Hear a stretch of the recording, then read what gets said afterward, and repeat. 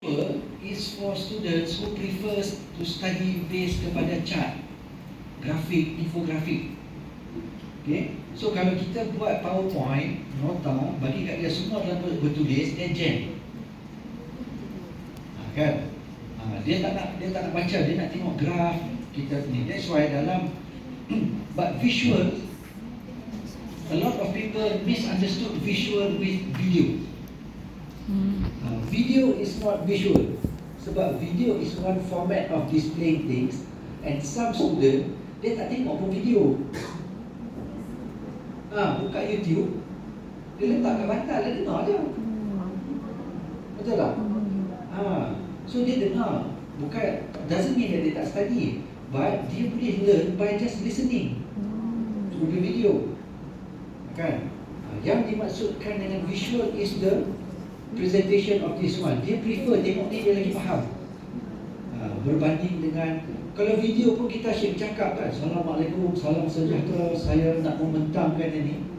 Mana dia visual? Asyik tengok muka kita aja. Kan? Tapi kalau video tu kita bentangkan dalam bentuk grafik dan sebagainya, then you need the preference of these learners. Okay, auditory tadi dia banyak dengar. I want to share one example of one student that was back in 2008.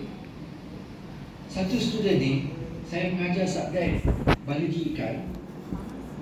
Bila saya masuk dalam kelas, bila saya kata juga, okay, kita awal-awal kita celoteh dulu ke apa, okay lah, dia buka mata. Okay, bila saya kata, okay, now sekarang kita nak start. Bila I start the class, ikan mempunyai dia. Okay, dia pejam mata ni bukan macam pejam mata yang pergi masjid khutbah Jumaat ni. Kan? Khusyuk mendengar kan? Ada setengah tu dia berlakon. Bila main doa yang antara dua khutbah tu, tangan tak angkat pun, mana dia sah kata ya tidur. Kan? Tapi bukan. Okay. Tapi dia ni memang muka dia tidur betul. Okay. Now, awal-awal memang bengang juga bila tengok dia. Tapi lepas tu perasaan bengang hilang. Kenapa? Kadang-kadang saya suka buat quiz, tapi saya buat dalam bentuk game. Saya panggil group race ataupun sesi cepuk emas. Okay, siapa yang jawab tu dia dapat markah. Hujung nanti siapa yang paling banyak best dia dapat hadiah lah. Bila kita tanya soalan, okey, berapa kejenis ikan? The first person yang angkat dia. Dan dia jawab betul. Lepas dah tu, saya tak cakap dekat dia, cuma saya cakap dalam hati, tak apa, lepas ni kau nak tidur, kau tidur. Maksudnya, dia punya pembelajaran, memang dia pejam mata, dia tak mau tengok pun. Tapi dia ni, cuma saya kagum, macam mana aksi mukanya yang memang tidur betul. Tapi bila, at the end tu, bila kita buat quiz, dia yang paling cepat jawab. Okey. Kita ada juga satu student tu, dulu diploma tahun 2012. Dia kalau dia duduk kat belakang, will be sit at the back. Tapi dia punya cara duduk dia memang kampung lah. Dia tak duduk ni. Saya pun tak marah. Okey, kenapa saya tak marah? Okey, dia kalau masuk kelas dia akan duduk. Kan kita ada meja duduk apa? Sini Pak. Dia duduk sini. Ya Allah. Dia lecturer. Okey. Kenapa saya tak marah? Lepas tu okeylah. Sebab tahun 2012 when I started to use Facebook as a teaching medium, yang paling aktif respon dia.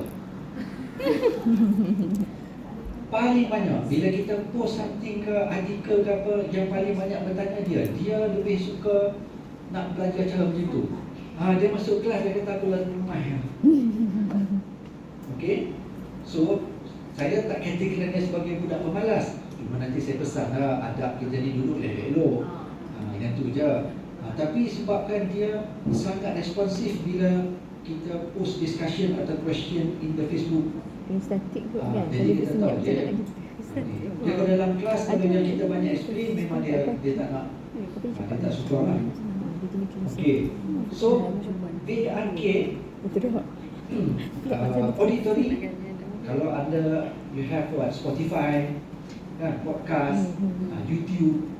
Okay, they prefer that way because they prefer to listen. To listen. Yes. Kadang-kadang kan dia duduk kat library pun dia dengar. Okay, now read kite. Dalam sini pelik. Saya tak kata pelik lah, but this the first time saya buat, tak ada langsung read kite. Last